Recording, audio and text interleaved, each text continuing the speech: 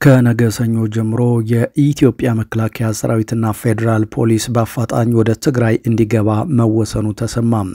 ለመሆኑ ብልጽግና በፍጥነት ይህንን ውሳኔ የወሰነው ለምን ይሆን? ዝርዝር መረጃውን ደርሶናል የምናቀርብላችሁ ይሆናል። በሌላ በኩል የአማራ ክልል አመራር ግልብጥብጡ ወጥቷል። የተሾሙት ከኃላፊነት ሲባረሩ ያልተጠበቁት ደግሞ ሹመት አግኝተው ስልጣን ጨብጠዋል። አዳዲስ ነገሮችም ክልሉ ላይ እየተሰሙ ነው። ዝርዝር መረጃውን ከኛ ጋር ከቆያችሁ የምትሰሙት ይሆናል። ሰላም ጤና ይስጥልን። በመላው የዓለም ክፍል ሆናችሁ ዝግጅታችንን የምትከታተሉ ክቡራትና ክቡራን የኢትዮስ ሚዲያ ቤተሰቦች እንደምን ቆያችሁ? እነሆ ከተለያዩ ታማኝ መረጃ ምንጮች የደረሱንን አዳዲስ መረጃዎች ይዘን ቀርበናል። ለቻናላችን አዲስ ሆናችሁ ካላችሁ ሰብስክራይብ አድርጉ፣ ቪዲዮውንም ላይክ እና ሼር በማድረግ እንድትጀምሩ በትህትና እንጠይቃለን። በቀጥታ ወደ መረጃዎቹ አለፈን። እስከ መጨረሻው ተከታተሉን። በቅድሚያም ከነገ ሰኞ ጀምሮ የኢትዮጵያ መከላከያ ሰራዊትና ፌደራል ፖሊስ ወደ ትግራይ ክልል ከተሞች እንደሚገባ የወጡ መረጃዎች አመልክተዋል። የፌደራል መንግስቱ ለዚህ ውሳኔ የደረሰው ከትናንቱ በጀነራል ታደሰ ወረደና በአብይ አህመድ መካከል ውይይት ከተደረገ እና ስምምነት ላይ ከደረሱ በኋላ እንደሆነ ያገኘነው መረጃ ያመለክታል። የትግራይን ህዝብ ከሻቢያና ከሻቢያ ተላላኪ ሽብር ፈጣሪ ቡድኖች ለመከላከል በሚል የፌደራል ፖሊስና የኢትዮጵያ መከላከያ ሰራዊት በዋና ከተማዋ መቀሌ፣ አዲግራት፣ አድዋና ሽሬ ስምሪት እንደሚወስዱና በሙሉ ኃይልም ትግራይን የመክበብ አዝማሚያ እንዳለ መረጃዎች አመልክተዋል። በሌላ መረጃችን የአማራ ክልል አመራሮችን በየጊዜው በመቀያየር ጦርነቱን እያስቀጠለ የሚገኘው የብልጽግናው አገዛዝ በአማራ ክልል አዳዲስ ባለስልጣናትን ሾሟል። የአማራ ክልል ሰላምና ጸጥታ ቢሮ ኃላፊ የነበሩት ደሳለኝ ጣሰውን ጨምሮ 3 የክልሉ ጸጥታ መዋቅርን የሚመሩ የአገዛዙ ሹማምንት ከኃላፊነታቸው ተባረዋል። በተባረሩት ባለስልጣናትም ሌሎች መተካታቸውን ለማረጋገጥ ተችሏል። የአማራን ህዝብ አሁን ላለበት የህልውና አደጋ ከዳረጉትና ስቃዩንም እያራዘሙ ከነበሩት የአገዛዙ ሰዎች መካከል አንዱ በመሆን የክልሉን ሰላምና ጸጥታ ቢሮ ሲመሩ የነበሩት ደሳለኝ ጣሰው ከኃላፊነታቸው ባንዲት ደብዳቤ ተባረው በምትካቸው ምክትላቸው የነበሩት አቶ እሸቱ ኢየሱፍ መተካታቸው ታውቋል። በተመሳሳይ ኮሚሽነር ደስዬ ደጀን የተባረሩ ሲሆን በምትካቸውም የፌደራል ፖሊስ ኮሚሽን ምክትል ኮሚሽነር የነበሩት ኮሚሽነር ዘላለም መንግስቴ የክልሉ ፖሊስ ኮሚሽን ኮሚሽነር ሆነው ተተክተዋል። የፌደራል ፖሊስ ኮሚሽን ኮሚሽነር ደመላሽ ገብረ ሚካኤል ምክትል የነበሩት ኮሚሽነር ዘላለም በአማራ ክልል እየተካሄደ በሚገኘው ውጊያ የተነሳም በአዲስ አበባ በርካታ የአማራ ተወላጆችን ከፋኖ ጋር ግንኙነት አላችሁ በሚል በጅምላ ሲያስሩና በእስረኞቹም ላይ አሰቃቂ ግፍና መከራ ሲፈጽሙ እንደነበር ይታማሉ። እንዲሁም አቶ አስቻለው አላምሬ የክልሉ ሚሊሻ ጽሕፈት ቤት ኃላፊ ሆነው የተሾሙ ሲሆን ከዚህ ቀደም ኃላፊ በመሆን ሲሰሩ የነበሩት መባረራቸው ነው ለሚዲያችን የደረሰው መረጃ ያረጋግጠው። የክልሉ አመራሮችን በየጊዜው በመቀያየር ጦርነትን እያስቀጠለ የሚገኘው ያገዛዙ ቡድን ከዚህ ቀደም በደንብ ያገለገሉትን አመራሮች አባሮ አዳዲስ አመራሮችን ነው የመደበው። ላለፉት 7 ዓመታት 6 ርዕሰ መስተዳድሮች የተቀየሩለት የአማራ ክልል የተረጋጋ አመራር እንዳይፈጠርና ክልሉ ሰላም እንዳይሆን ሆን ተብሎ እየተሰራ ያለ የአገዛዙ ሴራ ነው ሲሉ በርካቶች ሐሳባቸውን ሲሰጡ ይደመጣሉ። ክልሉንና በክልሉ እየተካሄደ የሚገኘውን ጦርነት በቀጥታ የሚመሩት የብልጽግና ተወካዮች የክልሉ አመራሮችን እንደ እንዝርት እያሾሩና በእያንዳንዱ የክልሉ እንቅስቃሴ እጃቸውን እያስገቡ የሚፈተፍቱ ቢሆንም ነገር ግን ይህም አልበቃ ብሏቸው የብአዴን አመራሮችን በይፋ ሲሰድቡ ይሰማሉ። ተሰድበውም ተላልከውም የሚያድሩት የብአዴን አመራሮች እነርሱ የዕለት ጥቅማቸው አይጉደል እንጂ ሚሊዮን የአማራ ህዝብ በአንድ ጀንበር ቢያልቅ ደንታ እንደሌላቸው አሳይተዋል ነው የተባለው። በሌላ መረጃችን ዶክተር አብይ አህመድ አሰብን በጉልበት ይጠቀልላል የሚል ስጋት እንዳለው በዓለም አቀፍ እንዲሁም በሀገራት መካከል ውጥረት ሲከሰት ሰፋ ያለ የቀውስ ጥናት ወይም ክራይስ ሪሰርች በማካሄድ የሚታወቀው ኢንተርናሽናል ክራይስ ግሩፕ የተባለው ግብረሰናይ ድርጅት ሰፋ ያለ ዘገባ አውጥቷል።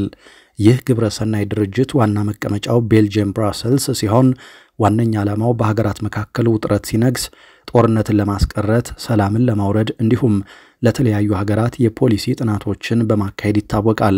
ይህ ተቋም የአሜሪካ የውጭ ጉዳይ ፖሊሲን ከሚወስኑ የጥናትና ምርምር ማዕከላት ውስጥ አንዱ ምናልባትም ቀዳሚው ኢንተርናሽናል ክራይስ ግሩፕ ነው። ክራይስ ግሩፕ ከ3 ቀናት በፊት ማለትም በማርች 27 2025 ባሳተመው ጥልቅ የጥናትና ምርምር ውጤት የዓለም አቀፉ ማህበረሰብ ኢትዮጵያ የምትወስንበት የቀይ ባህር ጠረፍ ግዛት እንዲኖራት መግባባት ላይ ቢደርስም የዓለም የፖለቲካ አሰላለፍ መዛባትን ተከትሎ የኢትዮጵያ መሪ አብይ አህመድ ቀይ ባህርን በኃይል የመጠቅለል እድሉ ሰፊ ነው ሲል አትቷል። ሩሲያ ክሬሚያን፣ እስራኤል የጎላን ግዛትን በኃይል ከመጠቅለላቸው ባሻገር አሜሪካ የኃይል አማራጭን ሳይቀር በመጠቀም የግሪንላንድ ግዛትን በኃይል ለመጠቅለል ያላቸው አቋም ለዶክተር አብይ የልብ ሊሰጣቸው ይችላል ሲል በስፋት ያትታል። ምንም እንኳን አብይ አህመድ ከኤርትራ ጋር ወደ ጦርነት እንደማይገቡ ቢጠቅሱም ዲፕሎማቶች ግን ወደ ጦርነት ሊያመሩ ይችላሉ የሚል ስጋት እንዳላቸው ይህ ዘገባ በስፋት ይገልጻል። በሌላ ዜና ሶማሊያ ለአሜሪካ ቁልፍ ወደብ ለመስጠት ያቀረበችውን ሐሳብ ሶማሌላንድ ውድቅ አደረገች። ራሷን በነጻ ሀገርነት ያወጀችው ሶማሌላንድ የሶማሊያ መንግስት በበርበራ የሚገኘውን ወደብና ወታደራዊ አየር ማረፊያ አሜሪካ በብቸኝነት እንድትቆጣጠር ያቀረበውን ሐሳብ ውድቅ አድርጋለች። በርበራ በሶማሌላንድ ሰሜናዊ የባህር ዳርቻ በሚገኘው የኤደን ባህረ ሰላጤ ላይ ትገኛለች።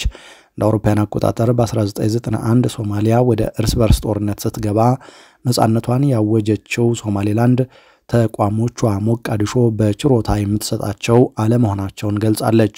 በሶማሊያው ፕሬዝዳንት ሐሰን ሼክ መሐመድ ለአሜሪካ አቻቸው ዶናልድ ትራምፕ መጋቢት 7 2017 ዓ.ም የተጻፈውና ሮይተርስ የተመለከተው ደብዳቤ አሜሪካ በብቸኝነት ልትቆጣጠራቸው የሚችሉ የጦር ሰፈሮችና የወደብ አማራጮችን ዘርዝሯል።